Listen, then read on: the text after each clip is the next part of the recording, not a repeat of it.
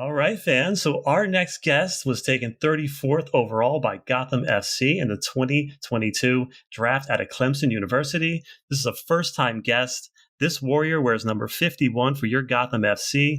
Welcome to the podcast, Hensley Hancuff.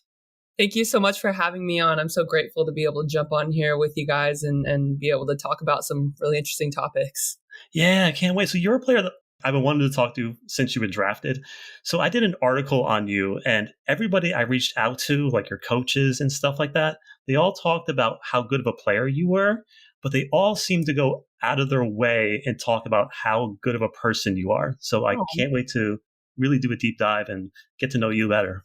Well, that's really sweet. I mean, I think playing on the field and what I can bring on the field is just as important as what I can bring off the field.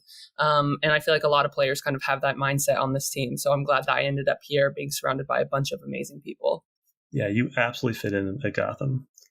We'll talk about that in a bit, but let's get to some quick icebreakers, just some one-word answers. First thing that comes to your mind.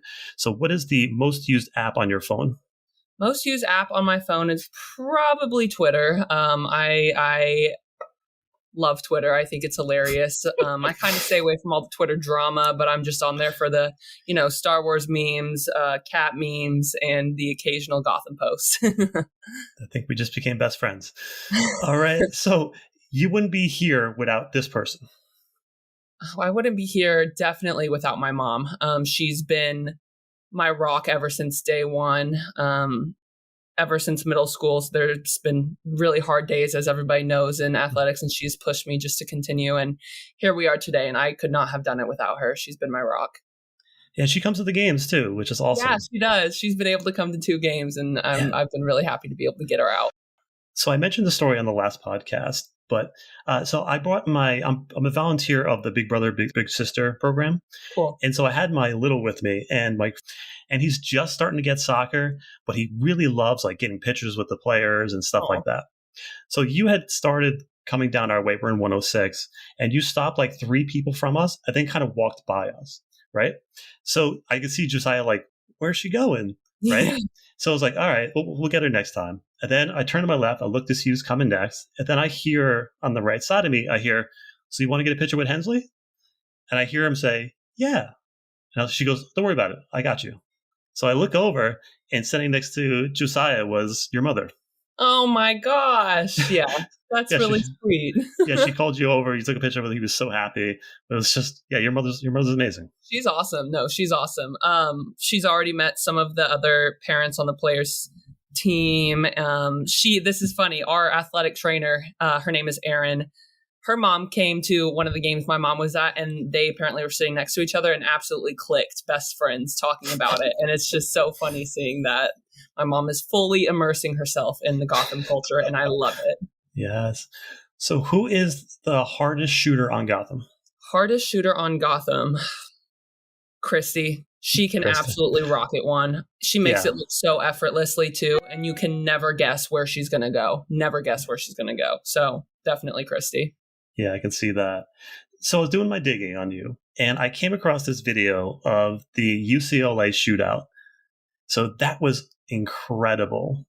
So This is Delaney Sheehan's UCLA. Did you talk about that at all? Yeah, we actually go back and chat about it a little bit, and there's still definitely, I wouldn't say tension, but it was definitely, I have a little bit of bragging rights, and it's all in college, so it's all in the past, but that was probably one of the coolest moments of my career so far up to this point.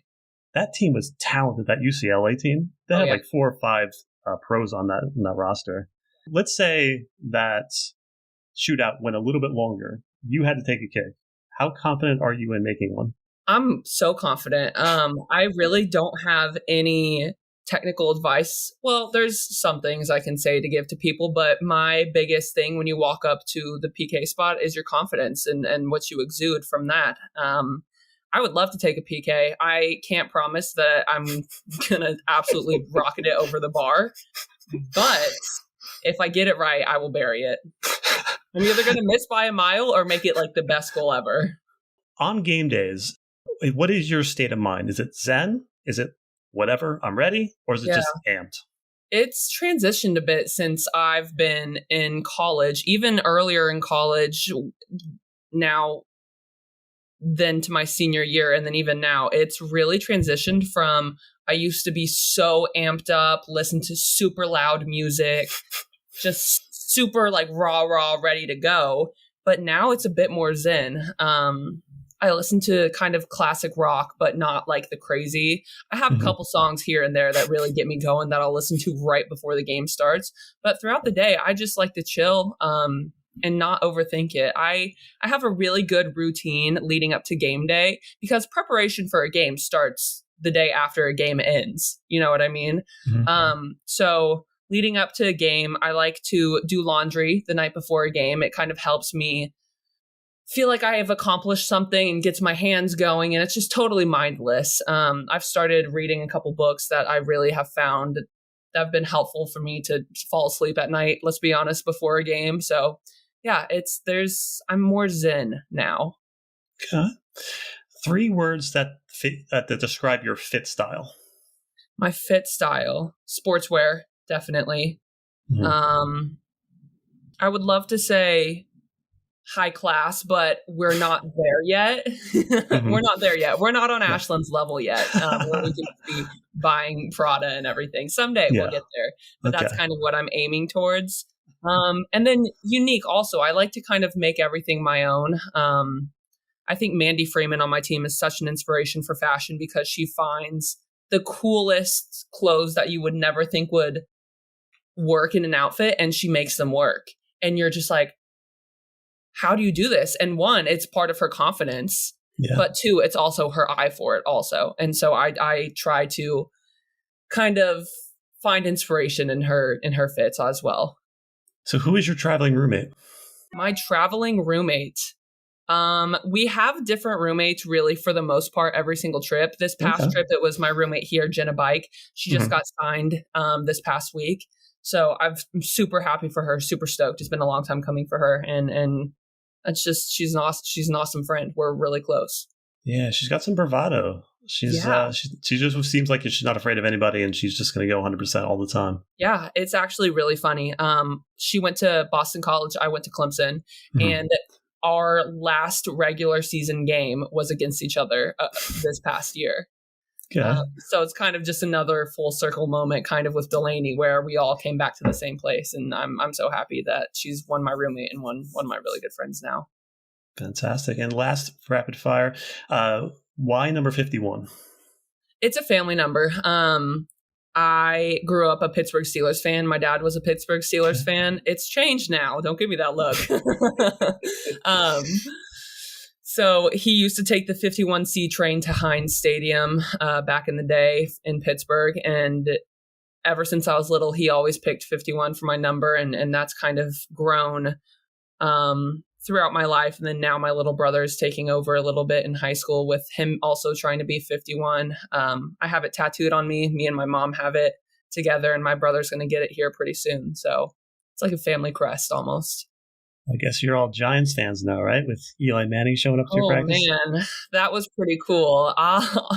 He was slinging balls at me pretty hard, and I was catching them. I was actually really impressed with myself because he may be getting a little bit older, but he can still absolutely sling a ball. Yeah. I can't wait to see him at a game. He's going to be there the 28th. It's going to be awesome. Yeah, I think he's going to bring his kids too. That's awesome.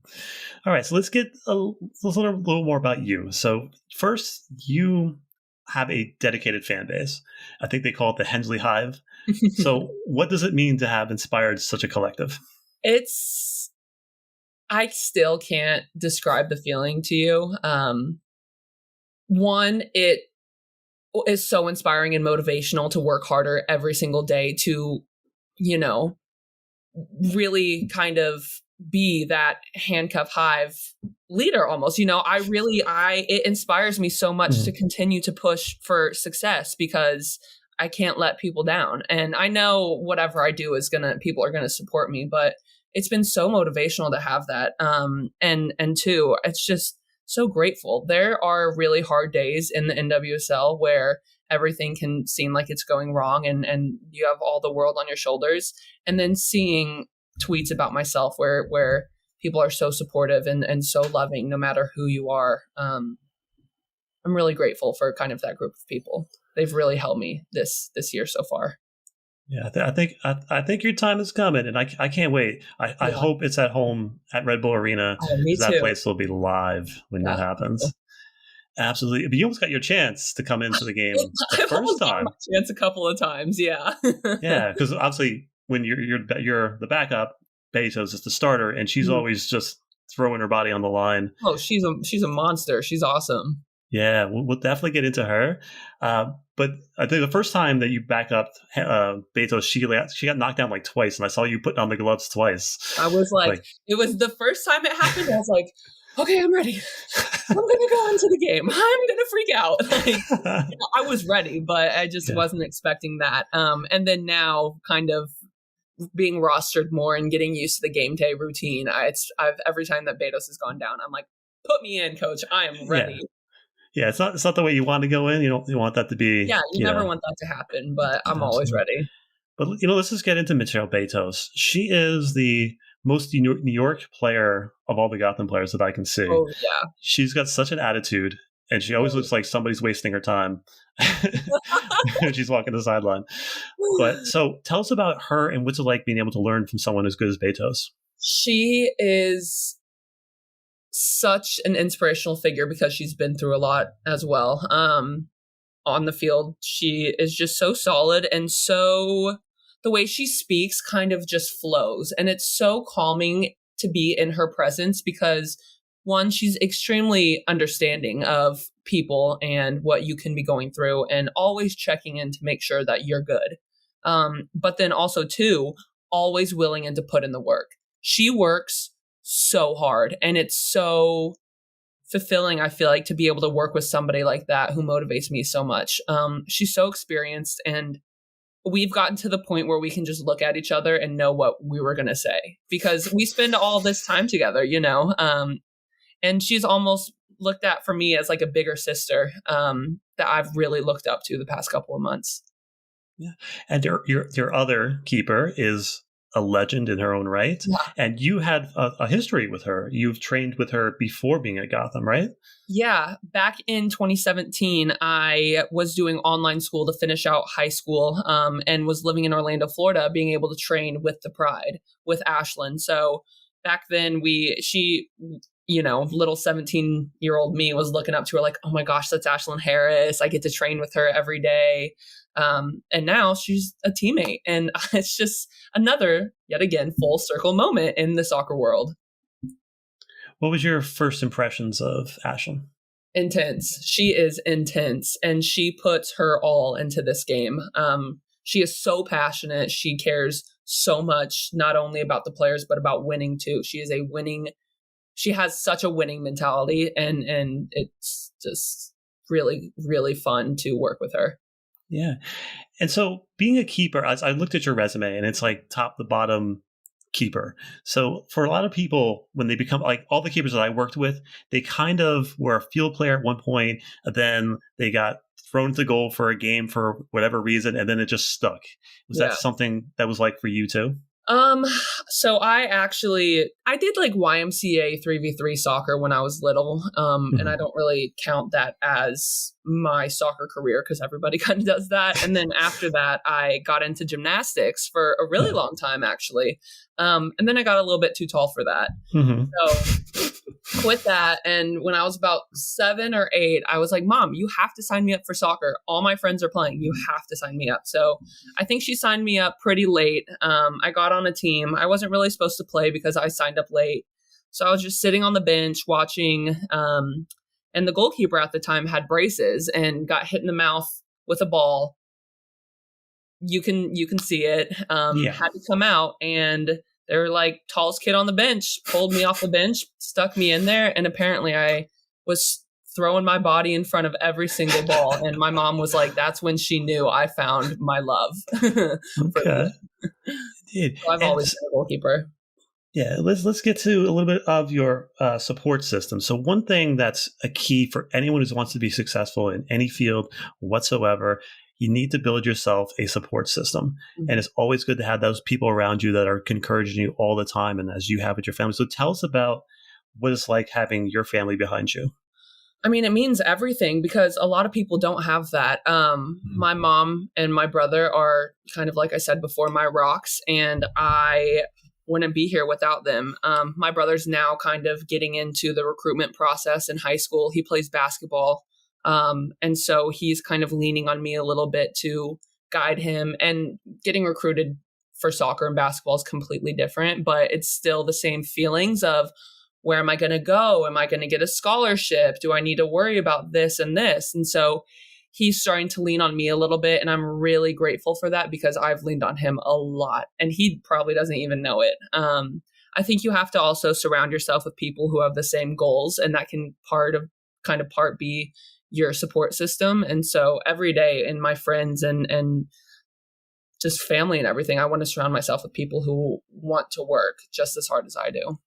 And that also comes with expectations, some internally, some externally. Mm-hmm. So how do you deal with the pressure of people are supporting you, but now you can't let them down? Yeah. So how does that work for you? I find that it has made me even more in tune with my football. This past year has been a really difficult year off the field, kind of with the passing of Katie Meyer, one of my really good friends, and just being a rookie in general. But ever since that happened, it changed the meaning for soccer for me. And I never thought soccer could mean so much off of the field as it does on the field. And it's just a way of life at this point.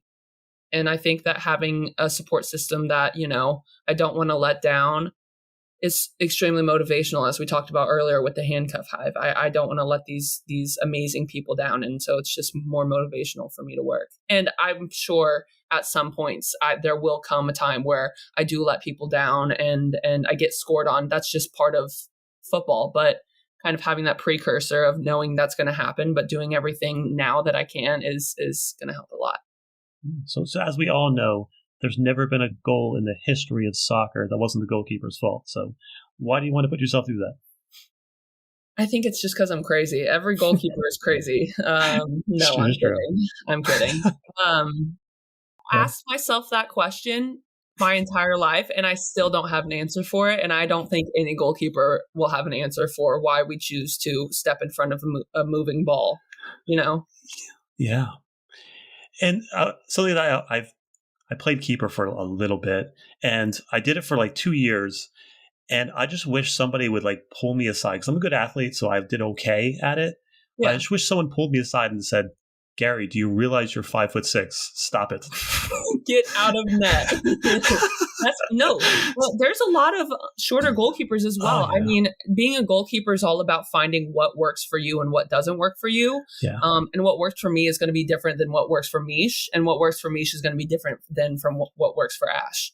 And so it's kind of all about finding that technique that works for you, because being a goalkeeper is so technical, and people don't understand how technical it really is. And how much we break down things. Yeah, it's an absolute cerebral position. It's the most cerebral on the game, and you're moving chess pieces around all 90 minutes. And it's annoying. And people think because if you're not involved in the play, you're not doing anything. But the entire time you're mapping and moving. And worst case scenarios, I'm constantly twiddling my thumbs, wondering, if this ball goes here, what am I going to do? Just always prepared for every scenario. That's kind of the definition, I would say, of being a goalkeeper. You always have to be prepared for anything. You seem like a very driven person. So you've been in the U.S. national team pool from the youth all the way up. So what are your expectations for yourself and your career? Yeah. Being kind of a rookie in the NWSL is hard for me to prove myself, especially as a goalkeeper under two experienced, awesome goalkeepers.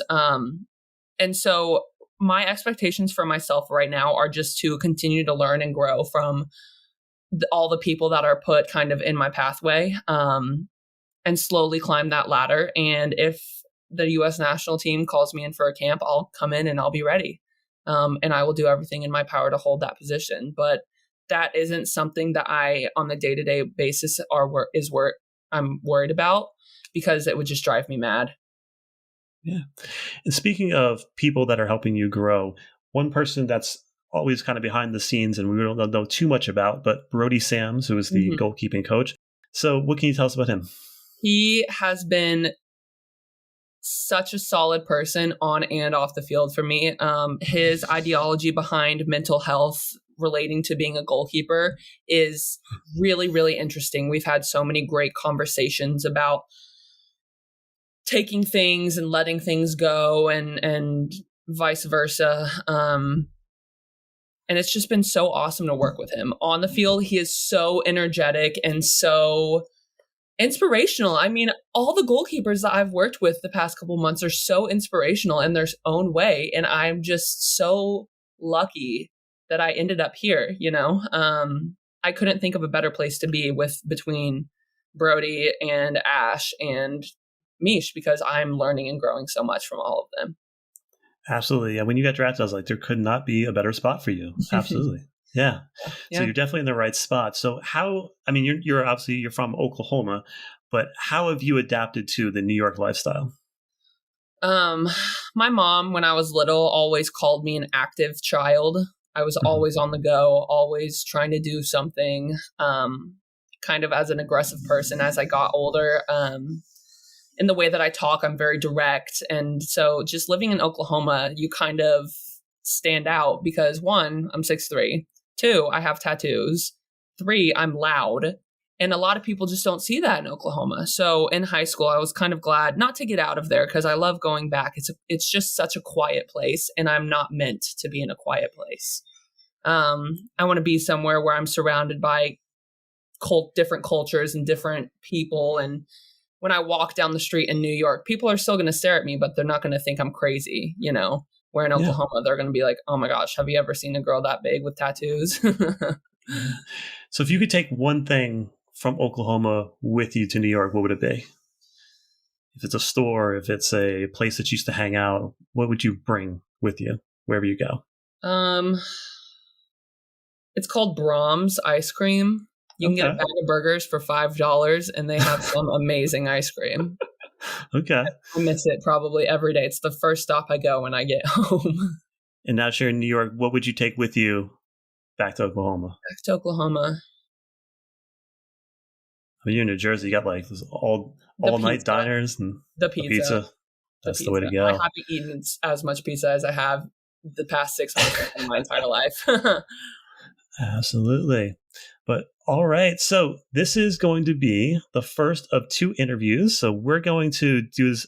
We actually have a really deep philosophical interview about Star Wars. Both of our love are both big nerds for Star Wars. So it's going to be a lot of fun. That's going to be on the next week's episode. But for this one, Hensley, thank you for coming on and doing this. You are one of a kind.